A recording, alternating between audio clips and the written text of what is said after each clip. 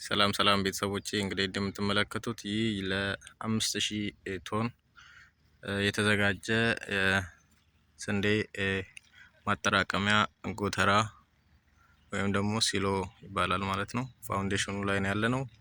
ይህ ፋውንዴሽን ከታች በፓይል ፋውንዴሽን ነው የወጣው። 10 ሜትር ፓይል ፋውንዴሽን አለው። ከላይ ደግሞ እንደምትመለከቱት 80 ሳንቲም ያክል ብረት ኢንፎርስመንት ብረቶች ገብተዋል ማለት ነው። ባለ 16 ናቸው። ከላይ ደግሞ እቺኛዋ 30 ሳንቲም ከፍ ብላ ታስራለች ማለት ነው። ቶታሊ አሁን ያለነው ከግራውንድ ሜትር ከ20 አካባቢ ላይ ነው ያለነው ማለት ነው። ስለዚህ በጣም ሂውጅ ስትራክቸር ነው። በጣም ብዙ ልፋቶች ብዙ ብረቶችን የወሰደ ስትራክቸር ነው ማለት ነው። እንግዲህ እንደምትመለከቱት አሁን ላይ ኮንክሪት ካስት ማድረግ ብቻ ነው የቀረን። ነገ ከነገ ወዲያ ኮንክሪት ሬዲ ሆኗል ማለት ነው። ቀጣይ አዲስ ነገር ካለ አብረን የምንመለከተው ይሆናል።